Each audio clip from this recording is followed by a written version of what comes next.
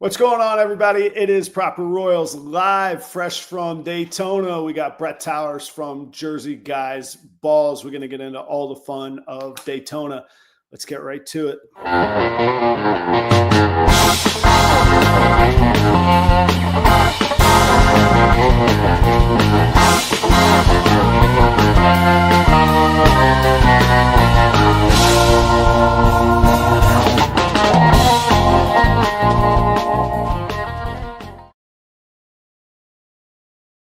What's up, everybody? I hope that you're doing well. I am finally feeling better. I don't know if you guys caught last week's show. I didn't say much about it, but I was out of my head when I felt really bad. I got through the show with Aaron Klein from Batter Up Ball Pythons was the guest last week.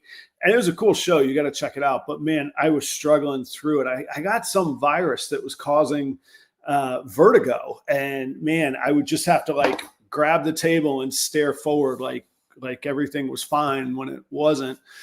And that continued up until last night. Even last night, Chris Eaton gave me a call about our upcoming trip. And I was like, dude, I'm already in bed. And it was like 6:30. I've been sleeping like 9-10 hours for a week, which is not like me at all. Today, I don't feel like totally perfect, but today was the kind of day where I was just like, you know what?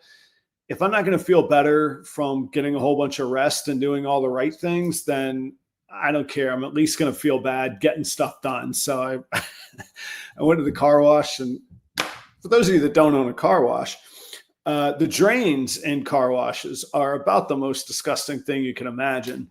And they're like 18 inches deep. And when they fill up, you got to shovel them out, or you got to pay somebody like $1,000 to come pump them out. And let me just say, I'm not operating at the pay somebody $1,000 every couple months to pump those out, or maybe like once a month. Anyway, today was shovel day.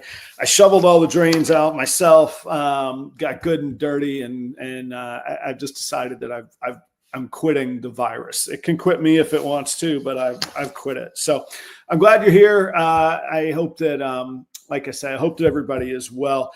Hey, look, to start off on a really terribly sad note, I saw the news that Tyson from RT Royals passed away in a car accident over the weekend. And that kind of hit me in the gut. I don't claim to know Tyson really, really well, but he was a customer. He had asked for some help and guidance on trying to build his brand and his Instagram channel. And so somebody that I talked to fairly often, not daily, and I know he was active in other Patreons. So I know there's a lot of people out there that that knew him. So first off, my condolences to his family and to his closer friends. But it also really just made me think of like all the stuff that we worry about, how little it really matters. Like just make the most of whatever time you have, because what an awful. Like surprise usually has like a nice connotation to it. What a tragic, horrible surprise. And a young guy. I'll tell you a really quick story of one interaction that I had with him. And this kind of shows his grace and kindness. I went to FedEx and I shipped a snake to Texas that was to him, and I shipped a snake to Wisconsin that was not to him. And sometimes at FedEx, they reprint the labels because, I don't know, routing changed or they didn't like my tape job or whatever. And they stick the labels on the boxes, they relabel them for you, off they go. Well, in this case, that day, they put the labels opposite. So Tyson's snake went to Wisconsin and vice versa. And he was just like, well, stuff happens. And I was like, well, at minimum, you paid for it overnight. I'm going to get you your money back. And he was like, oh, I didn't even think about that. He goes, I trust it's in good hands. You, REDLINE, you guys got it figured out. And like, he, like say, just a really calm, kind, patient dude. And it was hit me in the gut when I heard that he passed. So one life goes. And yesterday, I think I got the news that Chris and Jennifer at BNS Reptilia welcomed a new child to the world. I will let them make that announcement and all of that, but many, many blessings to them.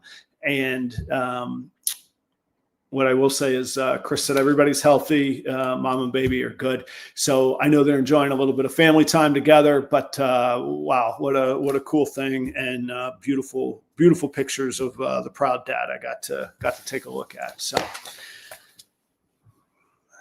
that's how the world goes, I guess. Crazy time. Thanks to, let's see, a couple shout outs here. Thanks to Keeper Kane. If you haven't had a chance, go check out Keeper Kane's YouTube channel, but he got a snake from me today that arrived to him. He had gotten the snake a little while ago, but it arrived to him, and he got some proper royal swag and all that. He was very, very complimentary. So thanks to Keeper Kane, but check out his YouTube channel if you haven't. Also, shout out to JSA. That's Joe Atchison, Joe and Sheena Atchison. That's JSA. I've sung their praises before. Really wonderful people that have welcomed me to Minnesota with open arms. But really great example. We were both vending the same show this past weekend on Sunday, and there was somebody that was looking. There was a customer, classic. Well, Joe has this and Adam has that. And I wasn't there for the conversation, but to paraphrase, Joe said to the buyer, look, which snake are you going to be more happy with? And which one fits your projects of what you've been describing to us? And the lady said, well, I think I like Adam's more. And Joe said, well, that's the snake you need to buy. I'm not going to try and sell you a different snake that you're going to be less happy with to save a couple bucks or 20 or 25 or whatever. He says, go buy the right snake. And it's so refreshing to hear that because look, like I said, Joe and Sheena are just icons in the area. He could have closed the deal. He could have closed the sale if he had wanted to. So first off, thanks for that. But what a great example too. And that's truly what we should do. And if you think about it, he gained the trust of that buyer as much as I did in that transaction. Granted, I got a couple more dollars in my pocket, but that stuff all evens out over time. And we also know as soon as somebody starts talking about breeding, especially at a small market show, they're going to buy from the people that they trust the most, and they're going to buy more snakes. So do the right thing, and it pays off in the long run. That's it was really cool. Thanks to Joe on that. Thanks to Ed and Emily at Snake Discovery. How cool. They host their own show, and that's where we were vending this weekend. I feel like summer winds down and business just picks up. There's a lot going on all of a sudden. September 27th will be the return of EPIC, the Exotic Pet Industry Conference. We've got things nailed down. The site epic.live is up. There's a few details still missing on it, but it's up and running. You could go check out epic.live. I don't know if the keynote and all the presenters have been announced yet, so I'm going to keep that a little bit quiet. I'm not sure when we're rolling that out. But September 27th, it is a Saturday. Epic comes back for the second event this year. We'll do 2 a year going forward, as far as I know, and maybe it'll expand beyond that. But check that out. I hope to see you there as well. Okay, it's official. I've decided. I'm making it happen. We're going to do Proper Royals soccer jerseys available only at Tinley, with the only exception being if you're in the Patreon and you want to order one, I'll take care of you as well. There'll be a limited edition for Tinley. And here's the deal. I've got 2 or maybe 3. I might pick up another one tonight. I've got a few samples on the way. When they arrive, it's going to take about a week to 2 weeks for them to arrive. When they arrive, I'll post pictures and I'll decide which ones that we're going to go with. But also I'll show you the size fit on my body, so you can decide. You could pick your size and stuff. Now, if you pick it up at Tinley, no problem. You could pick whatever size you want. But here's the offer: they're jerseys, so you could have. They'll have the Proper Royals badge, I think, on the left breast, but I'm not sure. They'll have like a soccer club badge, but it's going to be the Proper Royals badge on the front. And then on the back, you can have your own number and you can have your own name, whatever nickname you want to give yourself. I think I'm going to take Captain, but otherwise you can name it whatever you want.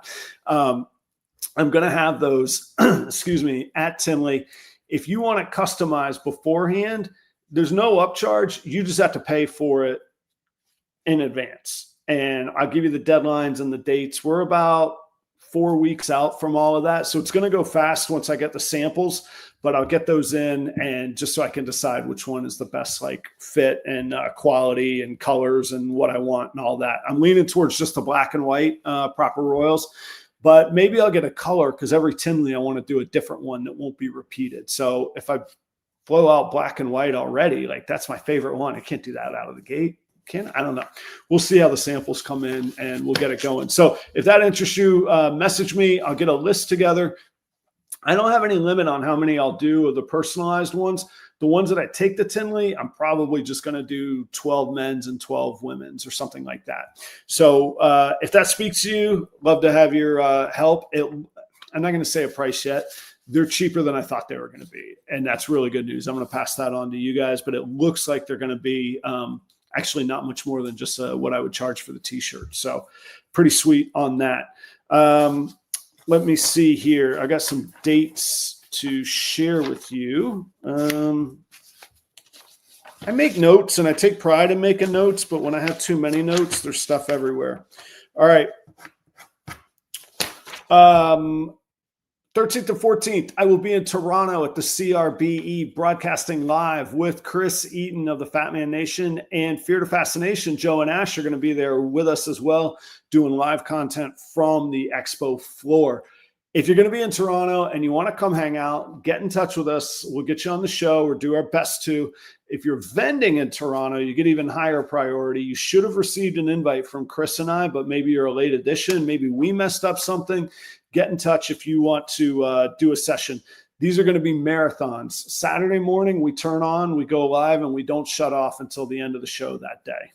Pretty cool. That's the 13th and 14th of September. That will all be on YouTube for sure on the Fat Man Nation. We might simulcast on my channel as well.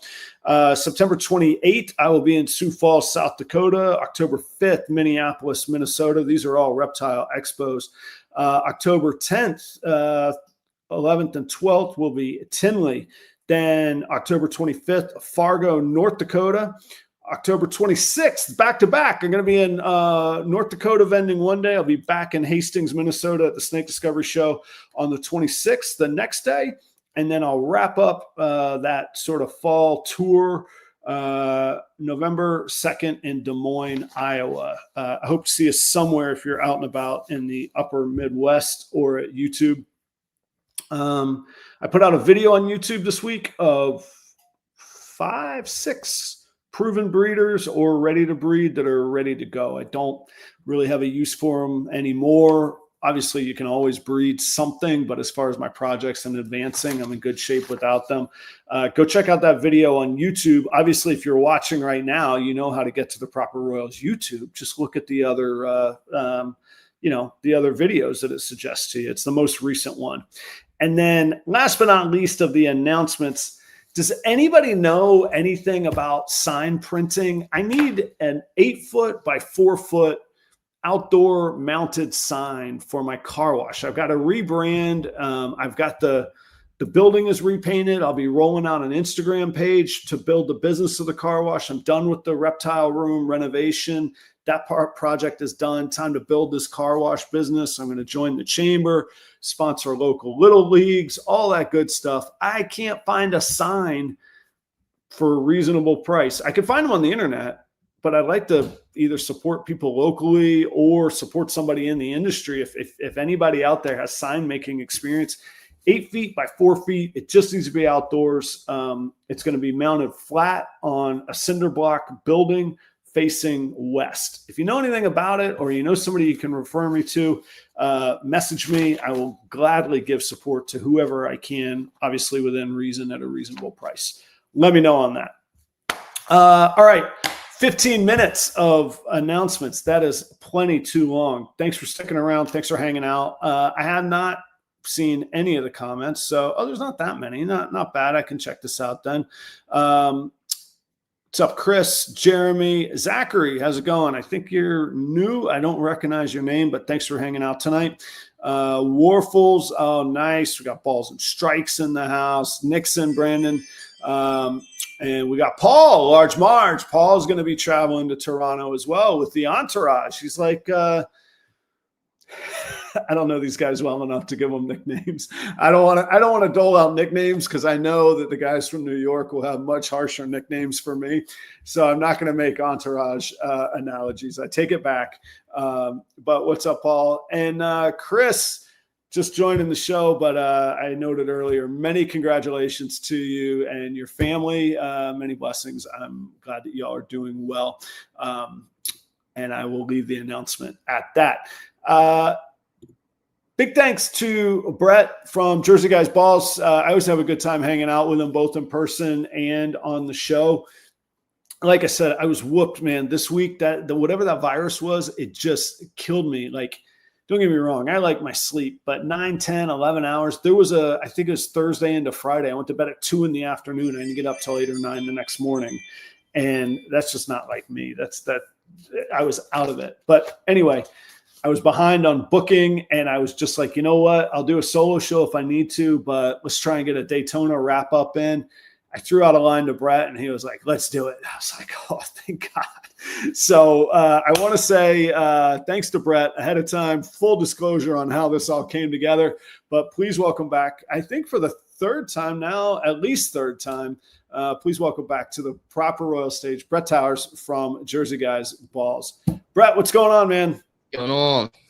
Not too much. Thanks for being. I think this is our third time. I think it's at least our third. You might have done like third. Might be fourth.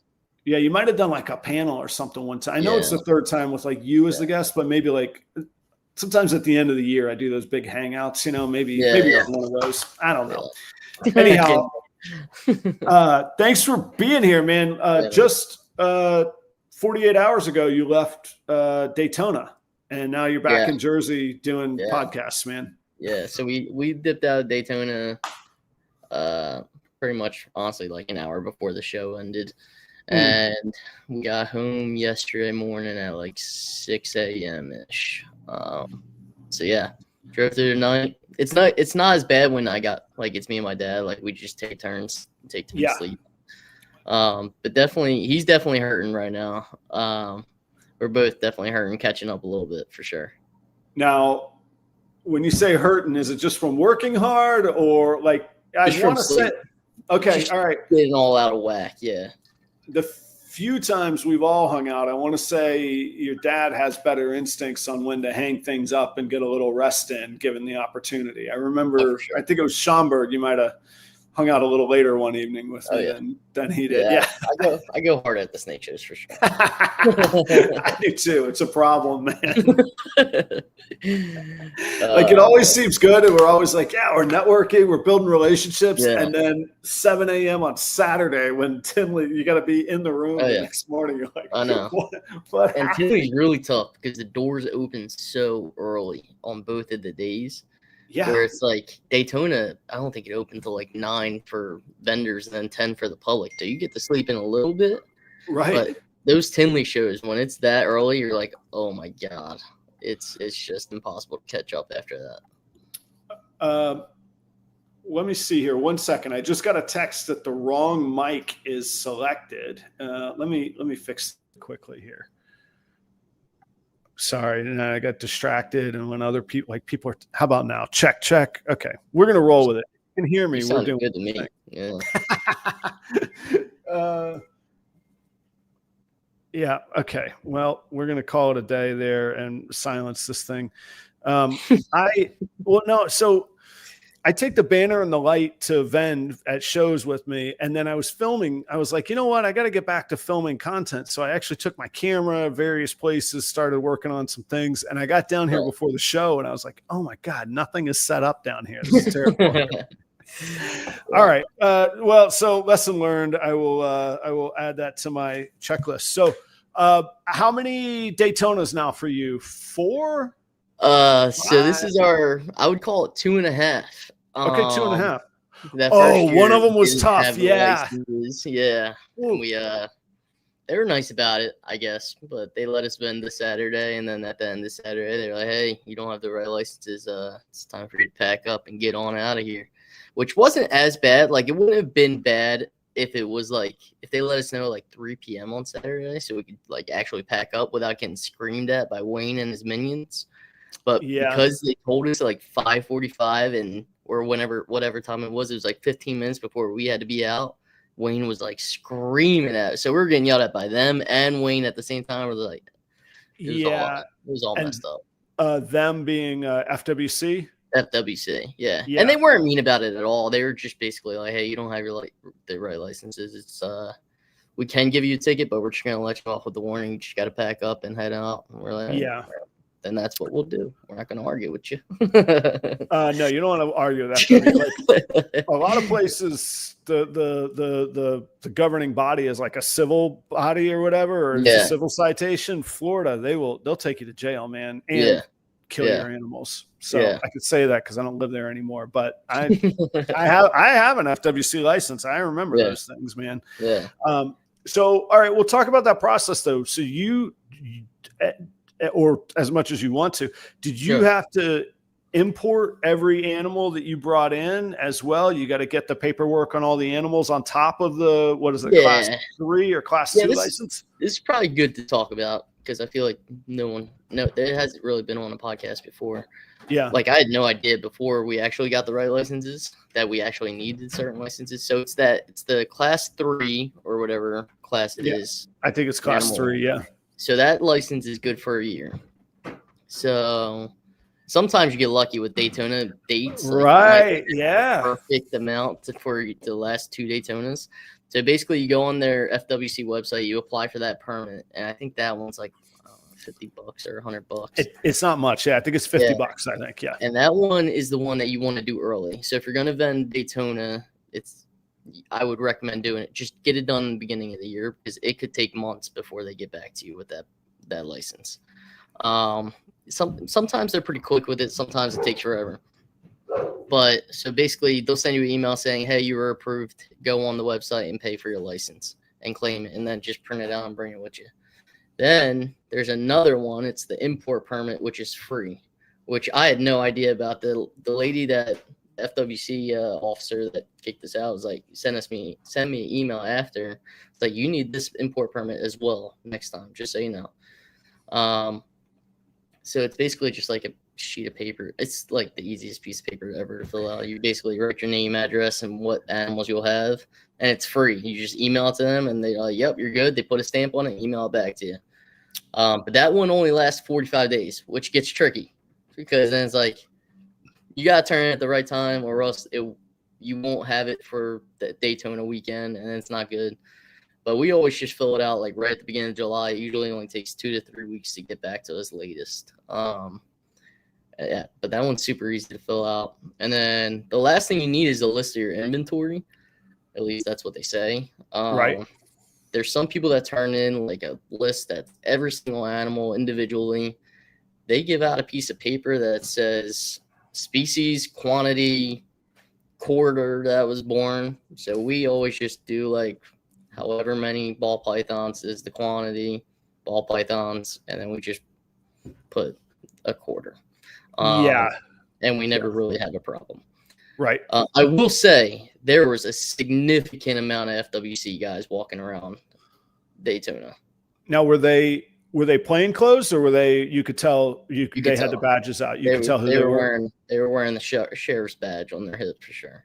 Gotcha. Because they do plain clothes as well. I've been inspected, and it's funny because to this day I remember the dude, and like I saw him at Daytona one year, and I don't remember his name now, but I did know his name at the time. Yeah. And like I called out to him across the room, like, "Hey, how you doing, buddy? It's good to see you." And like he was dirty look. Yeah, he was furious because he was plain clothes, but it was like the, hey everybody, that's the FWC guy around you. And sometimes in Florida, when I lived in Florida, sometimes it's even tougher because technically every animal that you buy off a morph market is supposed to be not technically it is. It's supposed to be imported. You're supposed to get a permit for it. You're supposed to have that on hand. Yeah. And the thing about living in Florida with FWC is to get that license in Florida. I don't know if you noticed at least on the in-state application, there's a line where it says basically you give up your right to protection from illegal search and seizure. We could come in anytime, announced, unannounced. with or without a warrant. And that's and when they do that, you're supposed to have all of your import permits, all the purchases, and the permit number of who you purchased it from. So there's a bit of a dance you got to do to stay legal. Yeah. And I complain about New Jersey a lot. Like, New Jersey's got a lot of stupid rules where we can have certain animals and can't have certain animals, and we got to keep track of what we sell to who. If it's in Jersey, we got to give them a permit, like a temporary permit, before they get a pet permit. Oh, really? Okay. It's all sorts of give me your money by New Jersey. Yeah, it's a bunch of taxes. Yeah, right. Yeah. But yeah, it sounds like New Jersey's nothing compared to Florida. So, well, the thing was, go ahead. New Jersey's the same way. They can come in and check whatever they want, whenever they want. If they find an animal that you're not allowed to have, they'll take everything. But from what I've never heard of someone actually getting searched in New Jersey. See, in Florida, I definitely have heard of it. And I had a different experience. I never had an inspector come to my house whatsoever. But a lot of friends that I keep up with, they say when they first got their permit, they got inspected before they ever got their permit. I never got inspected whatsoever. And then there's another guy that I know, and I won't say who he is or what he works with, because he really only works one project, and he's pretty good at it. But he was selling on Morph Market and didn't have a permit. And they showed up at his house after scouring Morph Market and said, take down your Morph Market account, and in 30 days, you need to have a license, or we'll arrest you if you still have your animals. Yeah. And you're like, okay. All right. So much for it being a hobby, right? Like, you're like, man, oh man. But that's what's out there. That's why the USARK support is so important. Right. Yeah. Speaking of USARK, one of the icons of Daytona is the USARK auction. Like, the one at Tinley's cool. The one in Daytona it's like a stadium in there, man. It is a massive thing. Huge. Was it cool this year? What were the highlights, man? Yeah, it was cool. I mean, I always like seeing the staff that they do at Daytona, seeing who wins that and how much it goes for. It's like the stick that Bob usually wins with the snakes wrapped around it. Yep. I can't remember who won it. I think Pinellas County won that. I think his name's Josh. I don't really know his name. I never really met him before, but that went for like $2,700. Honestly, the majority of things that were auctioned, Kim Barker bought, or Kim Bell. Oh, yeah. The majority.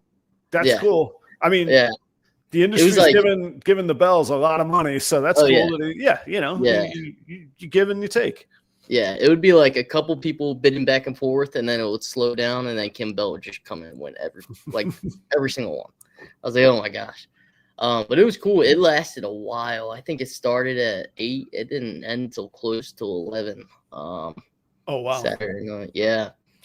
But it was super cool. Yeah. I wouldn't say it was as crazy as normal, just with the way the market is right now. Like, the prices weren't insane. There wasn't Jello shots been thrown around like typical. But it was still super cool. It's always cool to see like the big guys really supporting USARK by bidding on stuff, paying extreme amounts and stuff like that. My boy Chris from Sea Serpents, the owner of Sea Serpents, he was bidding a bunch against Kim Bell. It was really cool. He's always a big player at those auctions, and he does a lot. Like, it's worth a shout out, and it's worth just for what he does for the industry to check out his products. I can't speak to whether they're quality or not, but I don't have any experience, but I could tell you that dude, Chris walks the walk, man. Yeah, he walks the walk, man, for sure. For sure. All right. I don't usually do this. I don't usually have like 10 questions written, but I wrote 10 questions for some quick fire fun here. All right. These are all like, what were the best of these things that you saw? So what was the best snake ball python? What was the best ball python that you saw at Daytona? Like, what was like the holy smokes moment? Can I choose 2 or I got to choose 1? Oh, definitely 2. You can All give you, I mean, as long as they're good, you could talk about as many as you want. Yeah, I'll do the first one's from Leviathan. They had Okay. the Orange Stream Sunset Ultramel there. It's incredible. I think the Sunset Ultramel ball python is one of like top 3 in the world right now, just on how it looks. It just looks so good. I didn't realize they had hit an OD version of it. I saw. Oh, they got both of them. Yeah, I saw Justin's from Morph Jungle, and I've seen Josh's. His was there. His was there as well. I don't know if his Josh had some slides too. Oh, did it? Is it holding the color nicely? Oh my, incredible! Cool. It's that paired together is just like, it's perfect. Yeah, it doesn't lose its pattern, doesn't lose its color. It's amazing. I don't know if Josh still has his from Ball Python Shed. I remember I was vending in Kansas City and he was down the row from me, and this lady comes over and she whispers and she's like, I don't want to make fun of an accent, but let's just say she had a Southern sounding accent. And she's like, why would that man ask $15,000 for that snake? I was like, actually, it's a pretty fair deal. Cause this was a year ago, man. And I was like, does recessive or multiple recessive genes mean anything to you? She's like, no. I was like, well, speaking Spanish. It's just an expensive snake, man. And it's a fair price. Yeah. Okay. So the OD Sunset Ultramel from Leviathan, huh? Yeah. Leviathan. I don't know if, Brandon, I can't remember. I don't remember seeing Brandon's. He hit one. Yeah, that's right. I've seen his pictures. Yeah. He's got one too. I know he hit one. Yep. I don't think he brought it. I don't think he vended Daytona. I think he vended Bob's show. But the other one was the Tornado from Jeremy Bald. Seeing that in person was pretty sweet. Yeah. Now, had you seen that in Tinley? So I saw the one in Tinley. Yeah. Okay. But getting up and close and personal with it, it's super cool, Gene. I'm excited about it for sure. Nice, man. Nice. Sorry, I'd thought of something, but I'm going to let that be actually. On Jeremy's on that Tornado, where do you think if you had that, what would you do with that Tornado other than breed it to everything you possibly could? Like where would be the vision on it? Man, that's the hard part. So it's so new. Like literally the only thing that's been put with it, I think, was the Tornado pod so far. Like there's been 0 combinations with it so far. So it's really hard to think about like what would go well with it. He's got like he's got like the only males in the States, right? I'm pretty sure he has the only visual male in the state. The States, yeah. Yeah, I think so too. Actually, it might be the only visual male. It might be in the world because there was a accident, mishap on the others, right? Yeah. Yep. So I know there's a bunch of females. I know Justin has a bunch of females. I know there's het males, but I don't think there's any visual males. Yeah. But man, obviously you want to get it right into recessives to see what it works with and what it doesn't work with. Sure. And then based on that, the problem with that is that takes a long time. Yeah. You have to make double hits. Then you have to hit the 1 in 16 odds just to hit the double visual. So honestly, I think going to codoms might be the way to go originally. And then seeing where. But with a male, you can do that. You could, I mean, if it's only a female that you got to wait the years on, and then you obviously can only pair that to 1. But then, but honestly, the male, you can do a few. I go back and forth on what would be better to have first, like a visual male or a visual female. Obviously, having a visual male, you can have clutches sooner and more clutches sooner. But a visual female, I think you hit a Tornado sooner because you'll have the visual female, you'll get her first clutch. And then you can get a het male from that clutch, bringing back to her faster. And if you had a male and had to wait for a het female to get up to size, I guess it's where the priority is because, no matter what, you're always going to have to grow a female up. The females, you got to have the female. Yeah. If you are going to go broke before the 3 years of the female growing up, you might want some hets ahead of time, but then that's going to give the other people out there a chance to get ahead of you too, is the other possibility. Yeah, you have that female. You're really hoping that she goes in 3 years. Like really hoping. If like I have plenty of females that we still haven't gone from us, and we bought when we were first getting it. Yeah. So that could always be bad. But yeah, I mean, I guess having the male would probably be more beneficial overall because you could have 5 clutches by the time that female lays her first clutch. Right. You might not get famous for the tornado, but you're going to have a pretty stout bank account, Yeah. which I don't know. There's pluses and minuses. No, I really want to see what happens with it when you put in like something like a hurricane or Cypress, stuff like that. I think a hurricane would be pretty wild, especially a clown would be really crazy. Yeah. I really like it. It really blows out the sides and the alien heads on the sides, and it almost has like a Cosmos look, just more broken up. Yeah. So I'm excited about it, man. We'll see where it goes. Speaking of, did you see any Cosmos in Daytona? Are they available in the States yet or not yet? So there's Jeremy there. 1 visual male, 1 visual female, and 3 proven het females. Yeah, I think isn't there DG in the mix in that as well, Jeremy? Pied and DG? And Monsoon. Jeez. Oh my God. All right. Leave some for the rest of us, Jeremy. Jeez. And by the way, I've been wearing your t-shirt proudly for like 4 years on this show, man. If you ever want to repay the t-shirt real quick. Yeah, if you can set me up with a tornado, we'll call it even, man. But otherwise I'll keep wearing the t-shirt. So the Cosmos, there's Justin Canova was vending at Bob's show, the Southeast Reptile Expo.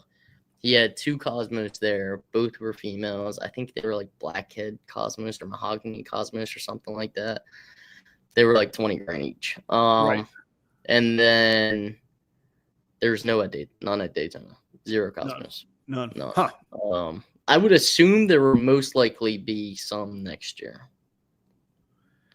They've got to start showing up, right? Like they're gonna seep out into the market, right? Yeah. I mean, even with Ralph over in Europe, I'm pretty sure he has like hundreds of Cosmos combos. So eventually the price is going to come down and be a little bit more realistic for everybody. But I don't know, man. I would assume next year there's definitely gonna be Cosmos. Yeah. You know, those like every now and again you see like the news flash will be on, like it'll be like the hot thing on like Google News or whatever, like man found with 22 pythons in his pants. Like when you're like, well, in Europe there's hundreds of them. I'm like, that's why the dude has 20 pythons in his pants. Exactly. But yeah, we were lucky enough to be able to work something out with Jeremy to get that visual tornado double het Monsoon pod female from down in Daytona, and we're very excited about it. Okay, I was gonna. That's where I was like, I don't know. Maybe I won't ask. I had heard. I'm open. Not Daytona rumblings. I'd heard some other rumblings in the past. I said, you know what? I try and pride myself on like there's show conversations, but then there's private conversations. and when people want something to be private, we keep them private. Nice. So that one came back with you to New Jersey. Came back with us. It had its first meal tonight. Yeah. Congratulations to the buyer and to the seller. Yeah. I wish you both are great guys, and you've both been awesome. I wouldn't have been happier hearing of a deal between other people. So that's very cool. Yeah, we're super excited about it. And with like how far we are with the Monsoon gene, like we have the Desert Ghost Monsoon Clown, I think we have a Banana Clown double hit Monsoon Pied out there, male. Like it just made sense to get it with all the stuff that we could do with it already being het Monsoon, het Pied and stuff like that. But yeah, I'm hoping by the time she's up the size, Jeremy has a male sitting there for us, you know. Oh, so you got the female, not the male. He won't let go of the male. Okay. But no, but that's cool though. Like, you keep up the relationship with Jeremy. This could be another 2 years. You're gonna have time. You're gonna work stuff out. You're gonna chat and have conversations. And you got to start somewhere.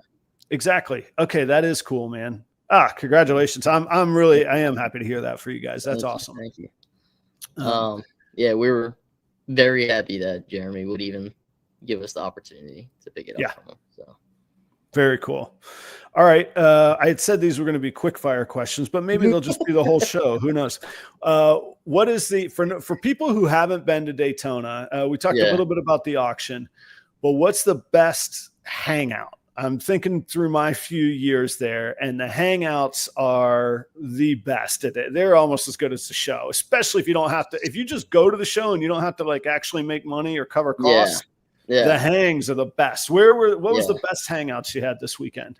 So I will say, in terms of hangouts of Daytona, I will say this was pretty low compared to a typical Daytona. I think a lot of so obviously everybody usually stays at that Hilton hotel right across the street. Right. A lot of people are staying elsewhere. Just the pricing from the hotel, and I think a lot of people are having problems with like their AC units, water, all sorts of problems with the hotel, and they're just staying at hotels down the street. Oh, no. Yeah. So like the best thing so hang on a second. Like in my experience, the best thing was you don't have to drive anywhere. Everybody's at the same place. You could get a street taco, or you could get a prime steak in the building. The beach is right out the back. There's bars everywhere, and you just hang out at the elevator. You'll see everybody that you can imagine. Yeah. There was still a good group of people hanging out Saturday after the auction. But then, like, the auction didn't get done till 11. So a lot of people hung out for like an hour and then headed up to the room and stuff like that. But obviously it was still a good time. I think Friday night I went down to the beach with Dave Levinson, Chad Holker, Austin from up in Canada. Oh, when they shoved you in the trunk? That was that dinner on Friday night. As soon as I got there. Picture. Yeah. That is an iconic picture. If you look closely, Holker's holding a knife in his hand and everything. Oh, no, I did not see that detail. Jeez. It's awesome. But yeah, that was a great. Even for, like, that's the best part about going to this. It's just hanging out with people. Like when so we did Bob show down in Southeast Reptile Expo. My dad drove down to Tampa. That's where my sister lives now, and he hung out there basically for the week and hung out with Brock and Winston a bunch as well. I flew home and had work all last week, so then I flew down on Friday night. Wait, where were the snakes in this whole? So you go to Siri. Where were the snakes the whole time? So he drives down to Tampa. And I can send you a picture. He had them sitting on her kitchen island on a heat cable until he went over to Daytona. Yeah, nice. And then obviously Daytona, you set up on Thursday. So before you even know it, you're going to set up. But yeah, there was definitely room for another in that trunk, Chris. Yeah, my dad went to visit Jeremy Bald, I think on the Tuesday of that week. Then on Wednesday, he went over to Winston's house, hung out with Brock and Winston. But basically, as soon as I get there on Friday night, I fly in and I don't get over there until like, I don't know, 8:30, 9. We're all eating, we're hanging out. Like, that's the best part. You show up, they got 2 beers waiting for you. Then you never know what you're going to get. I end up in the trunk because it's a full car. It's funny, man. It's like that's the stuff that you remember from the shows, not what you sell at the shows, you know? It really is. And I even have to tell myself that again sometimes. Like, I was even talking this weekend on a much smaller scale. There's some shows that I cut out from last year, and like this summer has felt like real doldrums. And I realized, even locally and regionally, even if I don't make any money at the show, just being present in the market has such a big influence. And like, again, take out Tinley, take out Daytona. That's a different story. Your local regional, I don't know, Repticon's kind of the most famous, but those that you see the same buyers over and over again, and they see that they get familiar with you. Even if you don't sell at that show, it's so good to be recognized and known, because when they do want to buy, they're going to think of you and they're going to reach out to you, you know? But then also the bigger shows like Tinley, I used to beat myself up over, because Tinley's an expensive show, man. And if you're not like, you're up against guys that are slinging tornadoes or Cosmoses or Sunset Ultramels. So it's really hard to make a buck. But then what I realized throughout the course of the year is people saw me at Tinley. I got show guests. I got business with the sponsors up top and down below. And like, you got to go just get out in the market, man. It's so nice. I'm the first one to say that Tinley is like the hardest show to make money at, because just the breaking even price is like, for us, it's like $2,000, $2,500, because the table is $400 a pop. Your hotel is going to be another $400 on top of that. You got to drive out there, drive home. Everything just adds up so quick for Tinley that it's like, honestly, what I consider it's like playing lottery. Like, you're buying in for a ticket and you have a chance of hitting it big, and then if you don't, like, whatever. But it's man, I would say like we've probably done like 6, 8 Tinleys, something like that. We've maybe broke even or made money at like half of them. The other half we've lost money. But it's like you're saying, like it's advertising costs. Like, and the more you show up in the same show in the same spot, the more people know right where you are. The more people, like, you see the projects you're working on when you're posting on Instagram or just showing them off, and they know exactly where to go to see you. I think that's why, like, Brock and Brad Bowen, they crush it at Tinley, because they're right in the first aisle, and two, everybody, they've been there for 10 years, 20 years. Everybody knows where they are at Tinley. You know where to stop by. And like, at first, where my table with Chris is at BNS, I was kind of annoyed, and it was kind of a joke, like, oh, I'm the last ball Python breeder in, and they'll stick me in the corner. But actually, it really helps just to say all the way back, all the way to the left. Because it's such a like, it's a nightmare trying to say to people, well, it's 7 rows over, and then I'll be on your left. No, what are you going to do with that? You just hope they find you.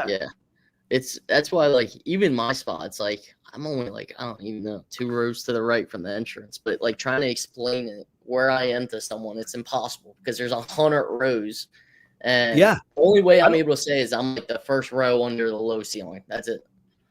I don't even, to be honest, I hate to admit it, I don't even know if I've ever made it to your booth at Tinley. We've hung out at Tinley plenty. I would say, at shows, you're pretty dedicated to your table. That's true. I don't leave the table. There's a couple times where I've offered to hold your table down so you can go to the bathroom or something, because I don't ever see you leave your table. I don't. It's true. I'm it's probably one of the reasons that Chris and I get along so well, and he vends with me. But like, I'm just like, I'll be at the table, man. I'll call you. But like, when I have this just weird, like, it's really, really cheesy, but like, it's the whole, like, putting on the coat. It's the whole work mentality. When I'm in that work mode, man, it's on it. And I don't sit down either. You never see, I guarantee there is no chair there. I don't sit either. So it's like, back to my opening statement of difficult or poor decision making the night before, it really gets magnified at Tinley, man. Oh my goodness! But I think that's a good thing, because there's been multiple times where someone's come up to us asking for a particular animal, and me and my dad know where one of our friends is that has that animal, and we walk the person over to their table, and they're nowhere to be found. And I'm like, there's the animal, but I don't know who's going to sell it to you. So and then it's kind of embarrassing for me, because I'm like, he's my friend, but he's not here. I don't know where he is. I'm only going to try and sell his stuff so hard. So, and I've run out of that. I'm done with it. No, I can remember, like, and I hated this stuff, but like, I used to have, like, when I went into management with Ruby Tuesday, they made me, I had to do these like book reports as like an entry-level manager. But one of them I remember to this day, the chapter 1 of one of these books was be present. Like, you can't do anything if you're not present. And to everything we just said about Tinley being so competitive, if you're not there, you might only have one option. You might only have one shot at making that money. And it's really tough. And you brought up that it's expensive to go, and to break even can be a challenge. But even when you break even, you still don't have that inventory that you had when you came with. So it still feels like you're like I go back and forth on shows so much, because it's like you said, like, obviously it's great to get your name out there. It's a great advertising cost. It's a great write-off, honestly, just for advertising. That's but true. At the same time, man, like, it's a business. It's got to make money as well. So when you're breaking even at the shows, as much fun as it is, honestly, the way I look at it, if I break even to go have fun with a bunch of friends, all right, whatever. But you're right. Like, you come home, those animals that you sold are gone. Like, that's inventory that you can't sell. You don't get you don't get it back. You can't sell it again. It's not paying for your rat food that month. It's paying for just hanging out at that show. That's it. Yeah, and I wrestle too, because people will, especially the more competitive the show, like the more, I wouldn't say lowball, but the more aggressive the offers become on the snakes, because there's another one over there, and I find myself going, you know what, I got 6 more shows before the end of the year. I'm not going to take pennies on the dollar here just to say I made a sale. That doesn't make sense for me. And I'm not doing near what you guys are doing. So I'm not saying that I'm anything totally special or anything, but I have gotten to a point where I've got pretty good show stuff, especially for the regional shows.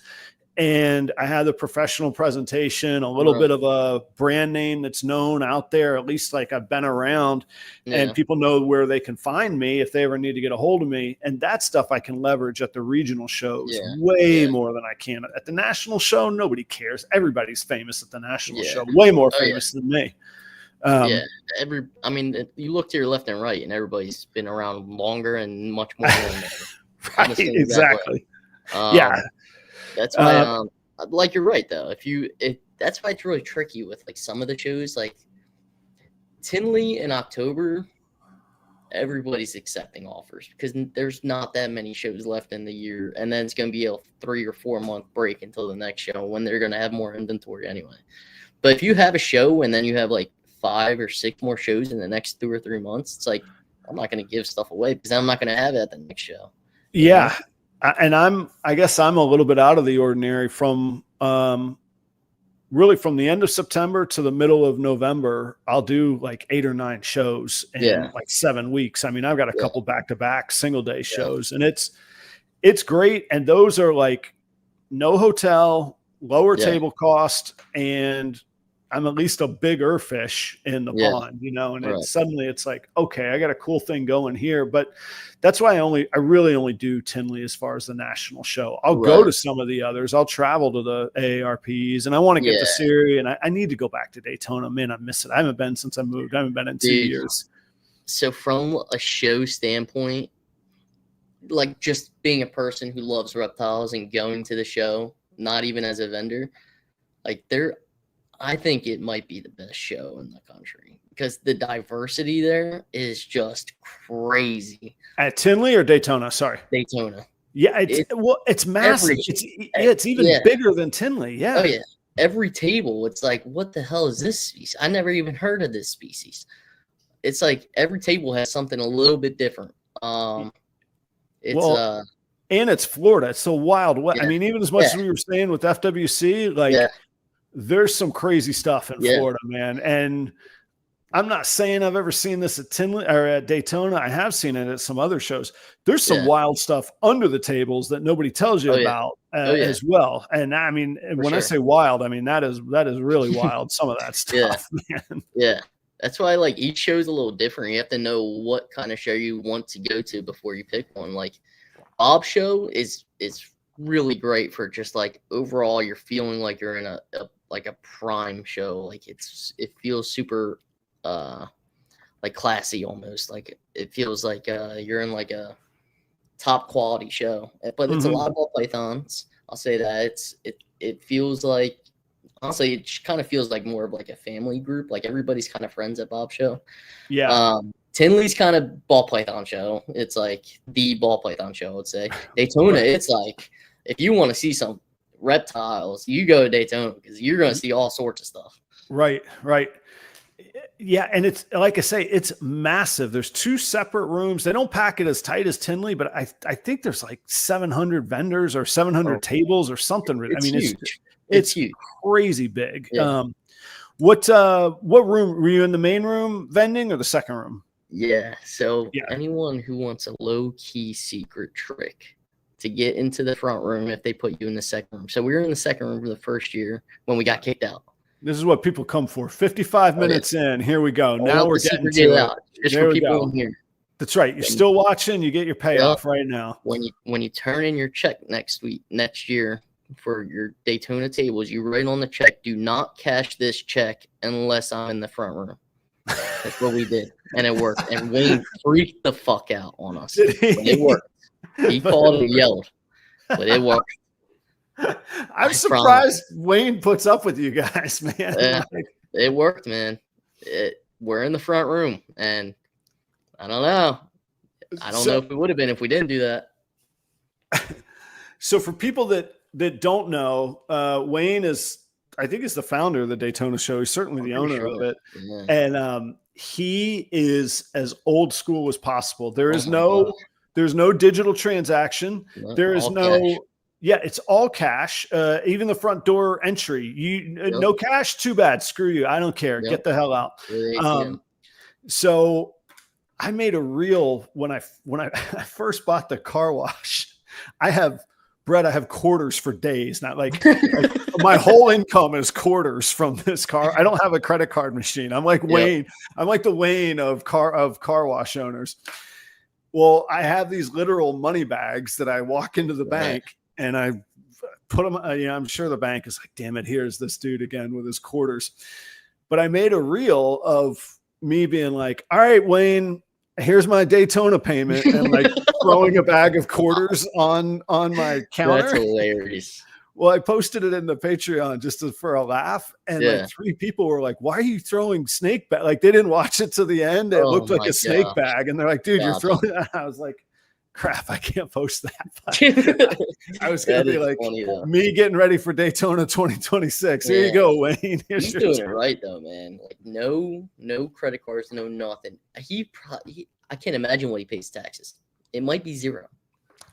I'm not here to speak these things. The opinions stated are not necessarily representative of Proper Royals or Adam Shira. Just to be clear here, it's I can't believe it. It's crazy. I can't believe it's still a thing, but he's doing it. I mean, let's just spitball this for a second. 30,000 people at $20 a pop. Yeah, that's 600 grand. Not including the VIPs that are $100 a pop. That's what I'm saying. I mean, just the door, not to mention the vending fee. Yeah. I mean, he's got to be by the end of the weekend, he's got to be flirting with 7 figures. Yeah. In over the whole registration time. In cash, foot traffic this year from Daytona I would say it was slower for sure. Saturday was pretty busy. Definitely there's times where you looked up, it's like it's packed in here for Daytona. Yeah. But Sunday by I don't know 1 or 2, it was pretty dead. I always said though, like by Sunday at noon, the show's pretty well done. Yeah, you're selling Sunday the vendors. You're not selling to other people at that point. Yeah. At that point, it's that's it. Yeah, but we I mean, with our long drive home, as soon as we start seeing like it dying down pretty good, we roll out. We don't wait for the show to end. It was like 3:45, 4. I think the show went till 5. We were gone. I think we might have been the first ones to actually leave. There was other people that packed up, and I don't know if they actually left or not, but it was 5 o'clock on day 2. That's too late, man. You gotta people gotta get home. But, it was like, when I say it was dead, it was like no one was at their own tables because everybody's just walking around. They're just hanging out, checking it out. Yeah. But I mean, like you said, like if the sales are done at that point anyway, so you might as well just just go have fun at that. I remember the first time somebody told me that, and I was like, no, you're just throwing in the towel. And I was like, this is dead. This is just the same people I've been staring at all weekend. With a 15-hour ride, it's like, we gonna sit here for another hour for no reason, or we want to get this thing on the road, or right? You know? Well, when you have that far to go, that makes a mental difference too. Like just feeling like you're starting behind makes such. I mean, it doesn't really make a difference, but mentally, it is a mental difference, man. Yeah, and that way you don't have to rush to pack up at the end of the show or nothing. You don't have to get in your car all sweaty and have a 15-hour ride sweating. But yeah, like Jeremy said, like start wrapping up at 4. It was pretty dead in there. But overall on Saturday, it was pretty busy. It seemed like everyone that I talked to was doing pretty decent. Good. I don't think anyone, at least that I talked to, didn't sell anything. Yeah. That goes for Bob's show too. From the majority of people I talked to, people did pretty decent at Bob's show and pretty decent at Daytona. So I got this theory. It's not very well thought out. Matter of fact, I just thought of it, but I got this theory. I think in the North, and it seems like a North across the United States, at least from New England to the upper Midwest, the schools start like 3 weeks later than in the South. Like in the South, a lot of kids are already back to school. Most of them are. Like the colleges have started. I know like my son's friends, they're from Jacksonville. They're all back in school. Yeah. I think that like in the North, so like first off, Schaumburg was the first of those runs. Mm-hmm. And the kids go back to school the day after Labor Day up here. Like they got another 3 weeks before they go back to school. Like we're hanging out. We got another holiday before Charlie goes back to school. And I think that there's this like mental thing and maybe reality. Hey, if you're not going on vacation, you can buy a new pet. You can buy a new animal. Right. If you know you got a vacation around the corner, maybe it's not a good time to buy an animal, you know, or the credit cards don't really stand up to the theory because most people that rack up their credit cards haven't paid them off for school to start. But I think that there's like a mental thing because it seems like the shows and that's not taking, I mean, Daytona is very well done. Obviously Bob's show is very well done. Yeah. But the NARBC guys, they know how to run shows too. So I think there's something with the summer timing. I could see that. I will say Schaumburg, I think, has been going downhill for a little bit.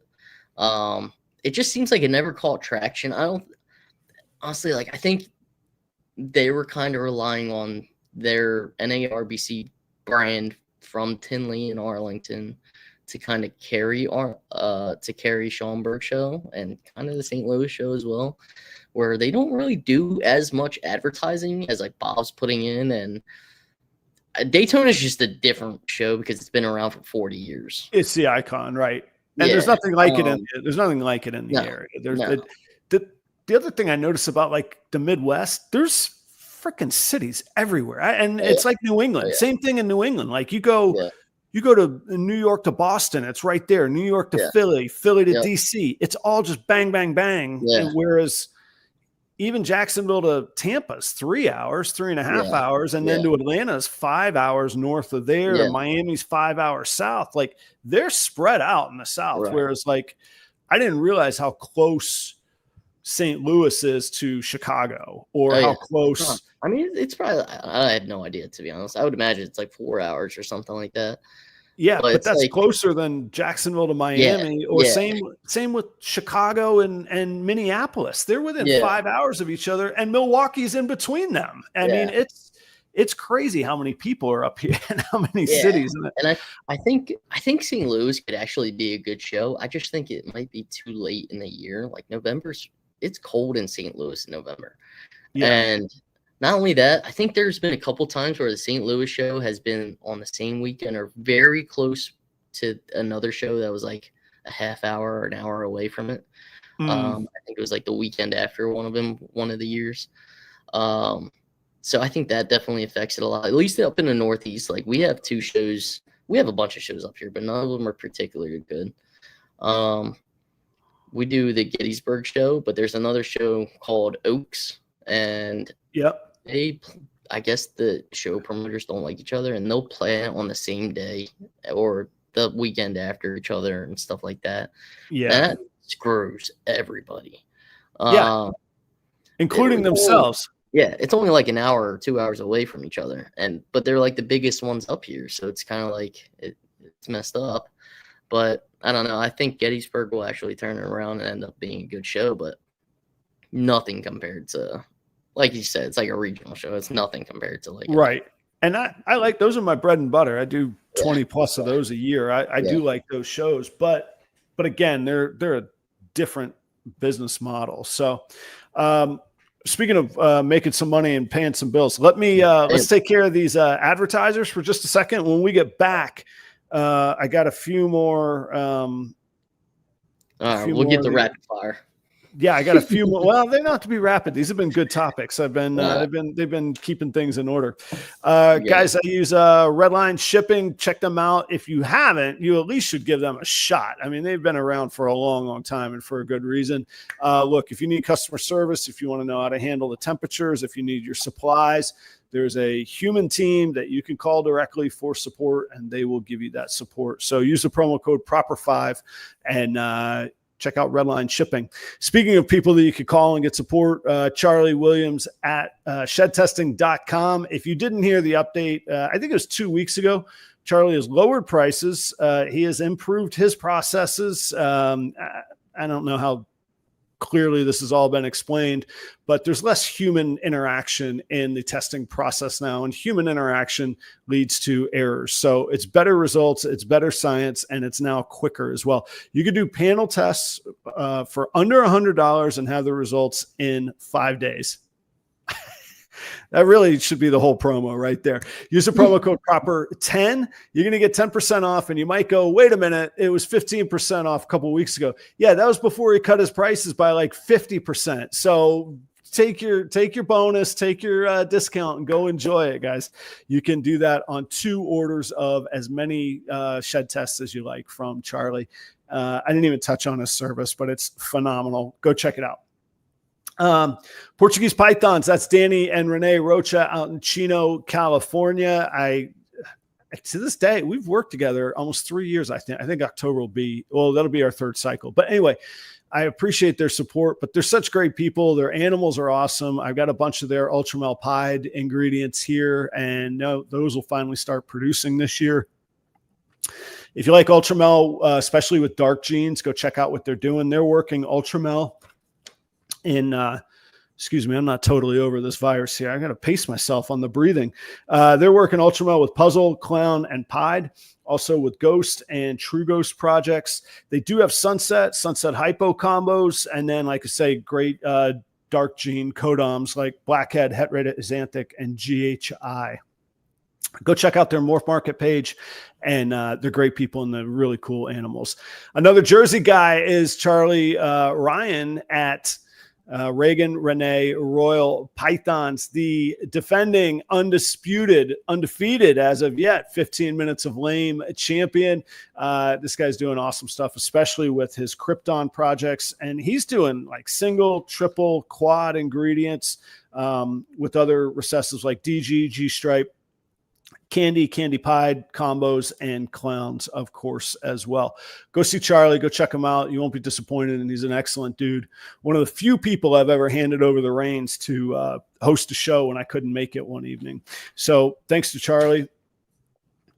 BNS Reptilia. Chris is my vending partner at Tinley. In October, he will be there all the way back, all the way left. You'll find the Proper Royals BNS table. Chris is Reptilia because he is working with ball pythons, blood pythons, locality boas, colubrids of all shapes and sizes, Pituophis, if you know what that means, bull snakes and pine snakes. He will have those at Tinley, and he'll have the necessary permits, all the education that you could want to make sure that you purchase those legally and safely and get them home for your own projects or your own pets. Chris is also the regional distributor for the Chipper in Pennsylvania. And if you're interested in your own regional distribution of the Chipper Cocoa, get in touch with him. He can help you with that. Last but not least is Sundog Serpent. Speaking of Florida friends that I've known for a long time, that is Sarah and Josh. They just vended Daytona as well. I've been working with them for a few years now. They've been customers. I've also bought snakes from them. They've helped me get some deals done, and they're great people. They're working with TSK Axanthic. So if you're looking for TSK project stuff, go check that out. They just hatched a clutch of puzzle combos that look great. I know they unveiled those at Daytona, and they are also working with super asphalt stuff. So a few unique things that you can go see Sundog Serpents for. So last but not least, I just said that about Sundog Serpents, but truly last but not least is the audience. Thank you guys for hanging out. Thanks for making this show possible. All these years, I'm still doing this, still having fun, and still learning from people. So thank you very much. All Proper Royals live content is brought to you ad-free now, no interruptions, unadulterated Proper Royals, and that's brought to you by Palm Street. You can find out more about Palm Street in the link down below. I had somebody ask me, what is Palm Street? I take for granted that people don't know. It's a live selling platform. You can interact the way that we're interacting now, and it's all on your phone, which is where, those young whippersnappers like to interact. It's all there on a vertical screen. And like I say, it's a personal interaction live streaming sales platform. So check that out. Tonight we're hanging out with Brett Towers from Jersey Guys Balls. If you haven't met Brett, you should absolutely follow him, certainly on Instagram on Morph Market. Brett, where else can people find you, man? Man, you can find me basically anywhere. I always leave my phone number in our Instagram profile information, just in case anybody had to reach out to me quick. If you do need to reach out to me quick, definitely text me, because it's you never know when I'm gonna see your message on Instagram or anything like that. But yeah, Morph Market Instagram. We have a YouTube channel, but I haven't posted on it in like a year and a half. Definitely need to get back to that whenever time clears itself up. Right. But yeah, I mean, Facebook, but I'll never send a message on Facebook. That's the worst case scenario. All right. Well, go find Brett, not on Facebook, unless you just want to be ignored. Otherwise, check him out. You said it pretty quickly, and I forgot. Yeah. We talked about that before, that you put your phone number in your bio. I think it's great. And I think that I had an experience where Dave Kaufman and I were at a show together, and he did a segment on me, but on my banner is my cell phone number. Right. And that was in the video. And that's been like 2 years. And to this day, I'll still get, I'm not saying every day, but I get a fair number of calls once a month or something. And I'm like, where have we met? Where did I find out about you? Because usually I figure if people are calling me, they got my card at a show and they're like, oh, I saw you on Kaufman's channel. I was like, okay, perfect. It happens all the time. I'll get like random texts. I'm like, who is this? Like, why are you? That's a recommendation I have. If you're gonna text someone that doesn't have your number, introduce yourself in the text. Because there's so many times where people text me, and I'm like, I have no idea who you are right now. What I hate, and I feel the worst about too, is when, and maybe I'm guilty, maybe I'm the one that jumped, but when we jump platforms, so I've got their name or I've got their brand name on Instagram. And then I'm getting a text, and there's been a couple times where I had a pretty big deal going, and I'm like, who is this? And they're like, who is this? We've been talking about a lot of money. And I'm like, oh, no, I didn't mean it that way. Yeah, it's tough sometimes. But yeah, I mean, if you're gonna reach out to me, like, that's the thing, like, you can message me on Instagram, but like, I never even, like, people follow me on Instagram. I never even go through and check who followed me so I can follow you back. So a lot of times if you message me, it would go to like the requests still, and I won't see that for like a week, maybe. So I always just recommend just texting me. I'll get back to you a lot quicker. Yeah, I might have to start doing. I actually had that. I put out the video on YouTube earlier this week about some breeders that I have. And there it was right before the show. I went to message you, and for some reason on the desktop, I see the requests, but on the, and I send the link. So when I send the link, it's easier on the desktop than typing a ridiculous link into my phone, you know, but I'm never on Instagram on my desktop, but I saw those requests. Sure enough, somebody's inquiring about one of the snakes. And I'm like, I got to just put the phone number in there. Yeah, that's a good idea. All right. Well, you covered some of these already. I was going to ask you about, what was the best either snake that you acquired, whether it was money wise or morph wise, but I think you covered that pretty well earlier with the tornado. What about sales wise? What was like your, and I'm not asking for like the dollar amount if you want to, that's up to you. But what was like the high end that you sold? What was the combo, or where was the high water mark for you? Where'd you see going big time? For sure. So I would say, like, so Bob Show and Daytona Show, they were both very good for the majority, I think. Bob Show, I think we did close to 4,500. and then Daytona we did around $7,000. Okay. It was really a like wide variety of stuff that was moving. That's the thing with the market right now. It seems like people are really particular about what they're picking up. Like it's got to be an animal that they're particularly looking for, or it's got to be the perfect animal that works for their project. They're not going to pick something up as like, yeah, maybe I'll work with that. Right. So we had a lot of different stuff on our tables this time around, whereas usually it's kind of like a one-hit thing. Like we had a lot of Monsoon stuff at the last Tinley, but not a lot of other stuff. So I think like the variety really helped us this go around. So we sold a bunch of paints. We hatched out a clutch of paints. I think 2 or 3 of them cool. sold. Yeah, That's a great gene too, man. Like yeah. I'm surprised it doesn't get more. I'm surprised I don't have it. I like it. And I think we were the only ones with it at Bob's show, and I think we might have been one of 2 people with it at Daytona. So it kind of like set us apart. So we sold, I think 2 or 3 of them, and they were like $1,000 a piece. Yeah. I'm seeing a lot of chatter about them in Patreons. I think a lot of stuff doesn't make it out of. Yeah. I don't want to just say Patreons, but group chats, industry chats, like the behind the scenes stuff, you know? Right. So we sold a bunch of them, and I think that's a really untapped project. Like I think Limey just posted some hurricane paints, and they look ridiculous. Right. They look so cool. So we sold that. We sold a Monsoon package. It was a male Monsoon and a female Monsoon for a couple grand. And Monsoons, like if you have them labeled for the right price, they sell. Yeah, they'll go. Right. Yeah, people just don't want to spend an extreme amount or anything like that. But from what I'm seeing, it seems like the overall market for Monsoons is right around $2,200 to $2,000 for a male. But I think the price actually goes up if it's just a regular Monsoon instead of a Mojave Monsoon. I think a regular Monsoon probably get like $2,500 to $2,700. What else did we sell? We sold some like triple het Xanthic DG clowns. And then a lot of lower end stuff. Like what did we sell? We sold a couple bananas, a couple of pieds, just basic stuff like $100 a piece, $150 a piece. But that's the stuff that usually pays for your shows.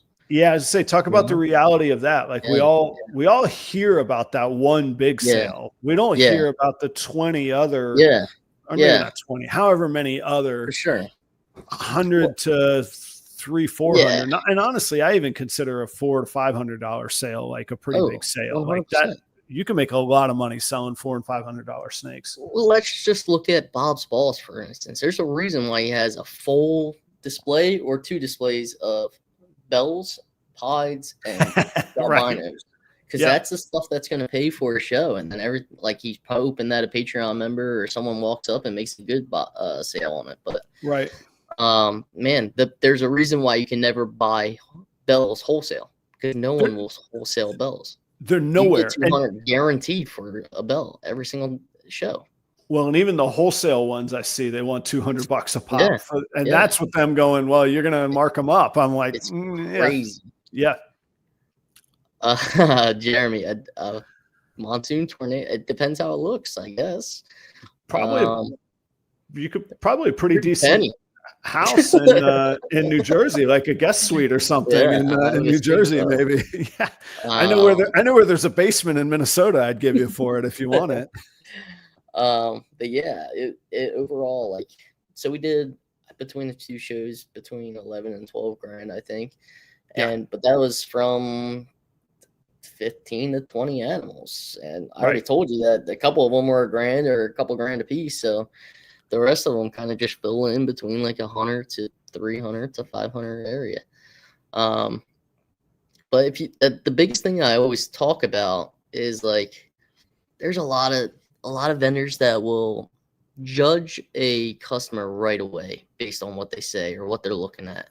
And they'll either like kind of like not like give them the time of day and move on to the next guy that's in line to walking by. But you'd be surprised how many people like that I talk to, and I'm like, when I first say something to them, I'm like, there's no way they're buying something. And then they end up buying a $500 animal or $1,000 animal. always, and it's hard, but I always try and tell myself, because it's really hard, because you can have a rough day, but you can also have like a self-fulfilling day. You get in a mental rough spot, and then you're just like putting out these terrible, like off-putting vibes to people, and then suddenly they don't buy from you, you know, like, but two thoughts were, one is that like almost any show is, I wouldn't say it's decided before it starts, but the show is what it is. Either it's going to be a good show, it's not going to be a good show. You can't control the people coming in the door once you're set up. You can't advertise any, you know, the settings are what they're going to be. But how you represent yourself and plant seeds in their mind is one thing. And then the other thing that I really love too is this some quote about, like, it's like a funeral quote, but like nobody remembers like what you did or what you said. They remember how you made them feel. And that's what you're talking about. If you make somebody feel appreciated, there are people that I've thought, man, they don't have $1 in the world. And you know what they've done? They've taken every dollar in the world that they have because they want to get something special for their kid, or they just had a wonderful, like, celebration or something amazing. And those are the best sales, man. They're the best, man. Oh, they're the ones you remember, and they're the ones that in like a year they reach out to you and tell them how much they love that snake still. They are, because you made them feel that special. The people who are buying high-end $1,000, $2,000 snakes, even to other vendors, you'll never hear about that snake again. That's right. But yeah, I mean, it was a really good 2 weekends. Bob's show, it was super busy all weekend. It constantly had people walking by. But man, I'll tell you, like, it was really weird. So I left Bob's shows at noon on Sunday so I could catch a flight home. So my dad was there until 4 or whenever the show ended. We didn't sell a single snake until I left. Once I left, he did the $4,500. Yeah. Like, I don't even know why I come to these shows. You're way better off without me. No, but that's just how it goes. But like, even then, like, neither of us had like a negative mindset about it. We were just like, yeah, I mean, you win some shows, you lose some shows, but we're still gonna have a good time here. And then it ended up turning around, and the buyers showed up at the end of the show.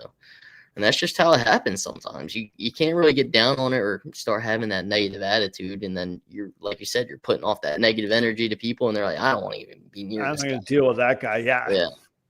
You're sitting down with your arms crossed and wondering why you can't make sales. Big surprise. You can't make sales sitting down with your arms crossed. So did you see have you seen less vendors or less ball python vendors this year or this season? I wouldn't say less vendors. I would say I don't think so. I think there's been the same amount. And like you'll have the typical crew, like the Kittingers, the Bobs, you're gonna see all of them. Yeah. I would say there's been a good amount of like newer more fresh eyes on the ball pythons and vendors like that, and I think there's been a kind of second coming of it. And I think honestly, I think the market's kind of turning around. It's kind of pretty strong right now. Well, I was gonna the reason I ask is, and now I'm looking at it through the regional smaller shows lens. I'm seeing less, and I say that as a good thing, as somebody who saw through the tough times, because now, like, I mean, you've been kind enough to share numbers. So, I mean, a Sunday afternoon show in the middle of Wisconsin, I did $2,000 this weekend. One afternoon, no hotel, no overhead. That's great. Thanks. Hell yeah, it's great. When people are like, why weren't you at Daytona? Now I have a really good explanation of why I wasn't at Daytona. We rarely do that in a regional show. Rarely. And now it's one that I do religiously. I do it every time. So it's building. I've had to actually at that one, I always do pretty well, but I think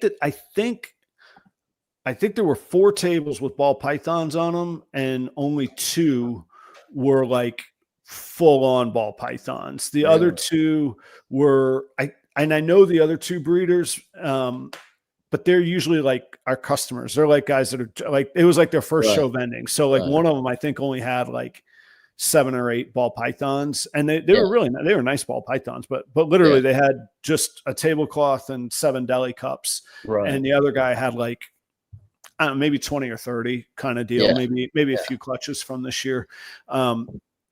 And that was it for ball pythons in the room. Now this was a exotic pet show. So, I mean, there were birds, there were wallabies, there were some kind of monkeys, definitely hog noses, definitely corn snakes were around.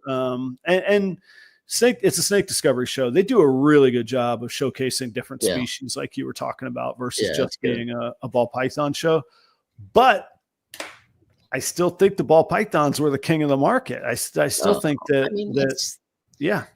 there'll never be a show without ball pythons, because realistically, the money is with the ball pythons. It is what it is. And even if there's a ton of vendors that are ball python vendors and a bunch of people have a good show, they most of the time go spend that money that they just made with other vendors, ball pythons or other species. Like a lot of these other species will complain there's too many ball python vendors, but the majority of the people they're selling their species to are the ball python vendors that want to try something different. Yeah, just want to get something different. Yeah. Well, and that's another reason why I never leave my booth, because I would go broke. You're telling me every time I leave my booth, I come home with a different animal. It just happens every time. Oh my God. Not sure what's going on here. All right. Yeah. So, all right. Last topic. We saved the most important topic for the last here. How you and I are tied together in this weird family relationship now. You have the brother to my little Lucy. My little girl Lucy. That's right, man. How's what's the brother's name? His name is Meatball. Is there a more Jersey dog's name? Than that? Meatball. It was the condition that my girlfriend gave me on getting a dog. If we got it, its name had to be Meatball. Okay. So that's its name. All right. So Meatball is a little Jack Russell. They call him Jack Russell Shorties. How's the experience been with Meatball? He is something else, man. I'm not sure so I talked to Adeline Robinson, because I'm pretty sure she's got a sibling as well. Oh, really? Okay. She said hers is super chill. Yeah. Meatball's a crackhead. He's super good. Like, honestly, so we have 3 other dogs. We have a boxer, a Rottweiler, and then like a little mutt dog. And man, when he's not near them and he's just out by himself, he's the perfect dog. He's chill. He just wants to cuddle. He'll play with you. As soon as you let them dogs out, he turns into a monster. He's trying to chew on the Rottweiler legs. He's doing everything he can to battle them. But nah, he's super awesome. He's super chill. I think I'm gonna bring him to Tinley. I think a bunch of Jack Russells are gonna be at Tinley. Okay, so we'll have to circle back to some behavior stuff here in a minute. What's the hack on bringing the Jack Russell like to Tinley? Where do you stash your dog when you stay? What do you I think you just bring him to the show. I don't know. Mr. T's always there. You know Mr. T? Jack Josh's dog? Yeah. That's but like, do they like get an Airbnb? You just sneak them into the hotel? What are you doing with your dog? What do you do with your dog there? Just sneak them in a hotel, I think. You just said he's a madman. How are you going to say? I can't when he's around the other dogs, he's a madman. When he's by himself, he's perfect. I can't. I couldn't trust Lucy not to bark the whole time in the hotel. He surprisingly doesn't bark that much unless he's got to pee. He'll start barking. That's good. No, when Lucy is calm most of the time, but when she hears something that she thinks she needs to bark at, man, it is. And all those doors opening and closing, the elevators, the hotel. I don't know, man. So it might not be a good idea, but we'll see.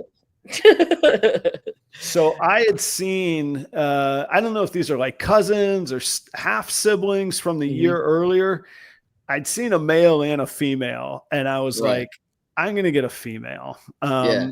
And that was a very specific reason to get Lucy when I picked her out, Yeah. was I wanted a female. But they are the most like smart alpha Oh my dogs. gosh. Like you say, when they're alone, or if my wife or son are not around, Lucy's the most obedient, Yeah. like on command, paying attention, does what I need. I mean, she Right. knows what I want and what's gonna, what's gonna be acceptable and not. Man, as soon as another person walks in the room, it's all out the window. And then, we've got 2 other dogs. So we got this like rescue, like she's like a Greyhound Golden Retriever mix. So she's like 45 pounds. And it's Kendall's. It's Mr. T. Gotcha. Yeah. Kendall's got the sash. I got to learn where he pops the dog into the sash. Adeline's goes in the sash as well. Yeah, I need to get one of those sashes. That's what I need. I'm not sure if Meatball will get down with the sash. I'm not sure. Oh, Lucy would. That's where she would want to be. I used to carry, when I got Lucy, she was so small, she fit in my REDLINE, whatever, what are those chest bags or whatever. Yeah, I put Meatball on my sweatshirt hoodie pocket. Yeah, there you go.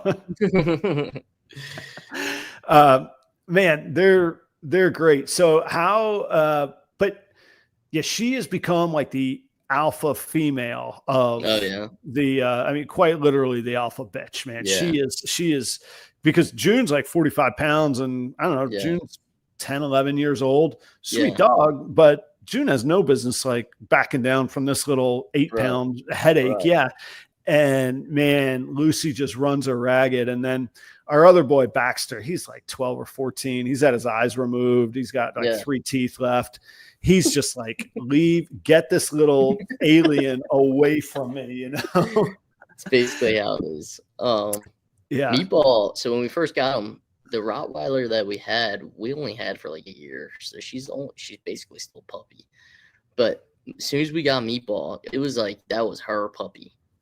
She kind of like took care of him. Even now, like if she wants him to do something, she'll pick him up by the neck and drag him around like he's a puppy still. Oh, the Rottweiler will? Yeah. Oh, that's cool. Yeah. But yeah, like you're saying, like he kind of like shows his dominance. I swear he's like trying to herd. Like every morning, we lock up our dogs every night in their crates. Same. Yep. Every morning I'll let them all out to let them out, and it seems like he's herding the dogs to go out the door. It's so interesting. As soon as I let him out of the crate, he runs right behind him. What's funny with June, our bigger female, she'll, like I say, Lucy's kind of the alpha around the house, but then that's only like 90% of the time. There's 10% where June's like, leave me alone, and it's like, and Lucy's gone. Like June's like, okay, I'm fine now. I'll go back to relaxing. Any luck in the rodent facility with Meatball? How's he doing on any work? I haven't really tried yet because so when I first got him, I was bringing him in the snake room, and he hated the snake room for some reason. He hated in there. He would, I don't know why. I think he was just bored. Like I would climb up a ladder or my step stool, and he would climb up the step stool with me. I'm like, oh, I'm gonna step on you. You're too small for this. Right. But I am gonna get him in there very soon. I was taking my rat bin out from the snake room to put it in my truck to take it back to our rodent facility, and a little ASF squeezed out the 1/4-inch mesh, and he dealt with it for sure. Well, see, pretty quick. So when this was like 3 months ago, so what, these dogs, they were born in February, so they're 6 months old right now. So when she was like 3 months old, I put one on the floor for her. Yeah. Boom. She goes right to it. Right. Gets it. I think that thing nipped her. Oh, I'm sure. On the lip or the gums or something, because she slung it down, yipped and ran off. Oh, yeah. She's like interested in them. Like she always wants to see them, but she won't like go at it kind of deal. So you should try to get like a little toy that looks like one that's squeaky and get her going with that pretty hard first and see if that gets her going with it. But man, those ASFs bite so hard. I get bit by ASF sometimes. I squeak too. I people laugh at me, like other breeders are like, you wear gloves for your, I'm like, yeah, I don't go in that room without my gloves on, man. Yeah. That never. I'm not taking a bite from those things, man. I rarely get that, but man, when I do, yeah. Well, I and when remember why. Yeah, when they've bitten the gloves, I'll even pull back, and they're like latched, like they fly across the room because they're latched on, you know? Yeah, for sure. But yeah, I mean, he dealt with that one pretty good, and like he was playing with it and like just fucking with it a little bit, but I think he understood like what was happening. He understood he was the business and this is what he was supposed to be doing. So I have a little bit of hope because Lucy, she goes nuts for squirrels. I'm like, that's the same thing. That's what you do. Okay. You got, but I think she's smart. I also think she sees me working with them and she's like, oh, those are his. I can't ruin those. Right. And I want to be like, you need if one of these is out and about, you need to ruin it, man. That's what needs to happen with it. Like for sure. You don't need to save this thing. So, all right. Well, I want to. Is she still like fairly small? She, I just had her weighed because we had to go up, or we had to re-up the flea and tick, heartworm stuff, whatever it is. She is 8.8 pounds. Is how much she weighs. I remember. Go ahead. I think at his like last vet visit, he must have been like, I don't know, like just over 3 months, maybe just under 4 months old. Mm-hmm. He was like 7.3 pounds at that. I bet he's between 10 and 12 right now. I feel like he's big. I gotcha. Yeah, she's pretty slight, and she was kind of the runt of the litter to begin with. Yeah. They said so. They actually kept her, although I think you got yours after mine, but they actually kept her an extra few weeks with the mom to build her up a little bit. But I think Meatball was the chunkster of the litter. Okay, he's a big boy. Yeah. There's one up here. He is built like a brick house, man. He looks nothing like Lucy. I'm like, wow, that thing. He's got some meat to him. But no, she's good. She'll go in to get spayed in the next month, and they say that she'll gain a little bit of weight after that as well. Yeah, I have to get him fixed as well. Yeah, but man, they told me it's like $700 to get a dog fixed now. Yeah, they told me about $5. Yeah. Yeah, I was like, holy that's crazy. I know. It's another snake I got to sell. Yeah, that 4 bells I got to sell right there. All right, Brett. Well, we got to trade pictures of the Jack Russells, man. For sure. I want to say thanks. I'm gonna get off the air here, and I'm actually kind of whooped. When I was cutting those promos, I was like, man, I'm whooped. Maybe I'm not quite as recovered as I thought I was. But man, thanks for stopping in, especially in short notice. Nice work on all the shows. Where's the next show that people can catch you at?